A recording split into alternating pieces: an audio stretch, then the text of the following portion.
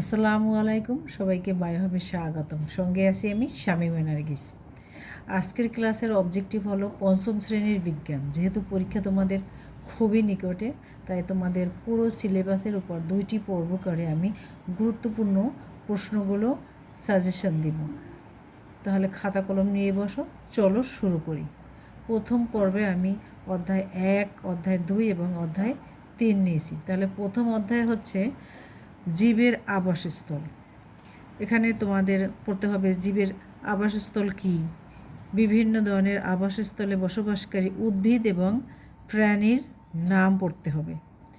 তারপর হচ্ছে শ্বাসমূল বা নিউম্যাটোফোর কী, সুন্দরী গাছের মূল মাটির উপরে উঠে আসে কেন, জলজ পরিবেশ এ উদ্ভিদ ও প্রাণীর অভিযোজন।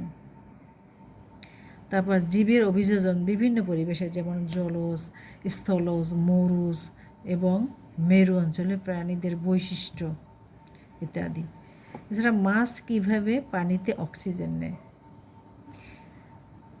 এবং অধ্যায়ের মধ্যে যে বিভিন্ন প্রাণী উদ্ভিদ দেয়া আছে যে কীভাবে অভিযোগ দিতে হয়, এগুলোর নাম পড়বে, কারণ এখান থেকে তোমাদের শূন্যস্থান, মিলকরণ, তারপর বহু নির্বাচনী এবং সংক্ষিপ্ত প্রশ্নের মধ্যে আসতে পারে। তারপর হচ্ছে অধ্যায় 2, জীব ও পরিবেশের পারস্পরিক নির্ভরশীলতা। এখান থেকে তোমাদের 1 নম্বরে পড়তে হবে উদ্ভিদ ও প্রাণী কীভাবে একে অপরের উপর নির্ভরশীল। মানে উদ্ভিদের কী কী কাজে প্রাণী লাগে এবং প্রাণী কী কী কাজে, মানে প্রাণীর সব কিছু উদ্ভিদের উপর নির্ভরশীল, খাদ্য তৈরি থেকে শুরু করে। তারপর হচ্ছে উদ্ভিদ, প্রাণী ও মানুষ কীভাবে পরস্পর নির্ভরশীল, মানে উদ্ভিদ কীভাবে প্রাণীর উপর নির্ভরশীল, আবার প্রাণী কীভাবে উদ্ভিদের উপর নির্ভরশীল, এবং উদ্ভিদ প্রাণী মানুষের উপর কীভাবে নির্ভরশীল এটা। তারপর হচ্ছে খুবই ইম্পর্ট্যান্ট যে খাদ্য শৃঙ্খল, তারপর খাদ্য জাল কাকে বলে, এদের মধ্যে পার্থক্য, তারপর উৎপাদক কাকে বলে, অর্থাৎ সবুজ উদ্ভিদই হচ্ছে উৎপাদক, যে নিজের খাদ্য নিজে তৈরি করতে পারে। আর উৎপাদক থেকেই শুরু হয় বিভিন্ন স্তরের খাদ্যের যে বিস্তার, মানে এক স্তর থেকে আরেক স্তরে যায়, সেভাবে যে খাদ্য শৃঙ্খল। তাহলে উৎপাদক কাকে বলে। তারপর বাস্তুসংস্থান কী, বাস্তুসংস্থান বা ইকোসিস্টেম হচ্ছে জীব, জড় এবং পরিবেশের মধ্যে যে মিথস্ক্রিয়া বা সম্পর্ক, সেটা কী বা কাকে বলে। শক্তির প্রবাহ কাকে বলে, মানে শক্তি এক স্তর থেকে একদম সর্বোচ্চ স্তরে কীভাবে যায়। উদ্ভিদ ও প্রাণীর শক্তির প্রবাহ বর্ণনা করো।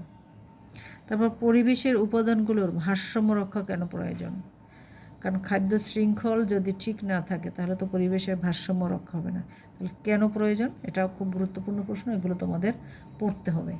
এরপরে রয়েছে 3 অধ্যায় খাদ্য। এখানে সুষম খাদ্য কাকে বলে, আরেকটা সংজ্ঞা আছে শুধু খাদ্য কাকে বলে। তারপর সুষম খাদ্য কাকে বলে, মানে খাদ্যের সবগুলো উপাদান যাতে একটা নির্দিষ্ট পরিমাণ থাকে, সেটাই হচ্ছে সুষম খাদ্য। সুষম খাদ্যের বৈশিষ্ট্যগুলো কী কী, মানে সুষম খাদ্যের বৈশিষ্ট্য কী, এর উপকারিতা কী অথবা উপকারিতা কী অথবা গুরুত্ব কী বা প্রয়োজনীয়তা কী, এটা এবার পড়বা। তারপর সুষম খাদ্যের একটি তালিকা তৈরি, তোমাদের বই যে একটা তালিকা আছে, লিস্ট, ওটা পড়বা। তারপর সময় মতো খাদ্য গ্রহণ করার উপকারিতা কী কী, নিয়মিত এবং অনিয়মিত খাদ্যের প্রভাব বিশ্লেষণ করো। তারপর হচ্ছে খাদ্য সংরক্ষণের উপায়গুলো লেখো, বিভিন্ন উপায় আছে সেগুলো পড়তে হবে। এর মধ্যে ইম্পর্টেন্ট হচ্ছে কিউরিং কী, এটা ছোটো প্রশ্নের মধ্যে আসতে পারে। তারপর খাদ্য সংরক্ষণ গুরুত্বপূর্ণ কেন ব্যাখ্যা করো। এই প্রশ্নগুলো খুব ভালো করে পড়বে এবং রিভিশন করবে, বারবার রিভিশন করবে, যেহেতু পরীক্ষা খুবই তোমাদের নিকটে, অতএব রিভিশন করবে, মেন বই পড়বে, তাহলে দেখবে ইনশাল্লাহ সব কমন পড়বে। দেখা হচ্ছে পরবর্তী ভিডিওতে 2য় পর্বে। তাহলে সবাই তোমাদের সিলেবাস কমপ্লিট করো। সবাইকে অনেক ধন্যবাদ। আসসালামু আলাইকুম।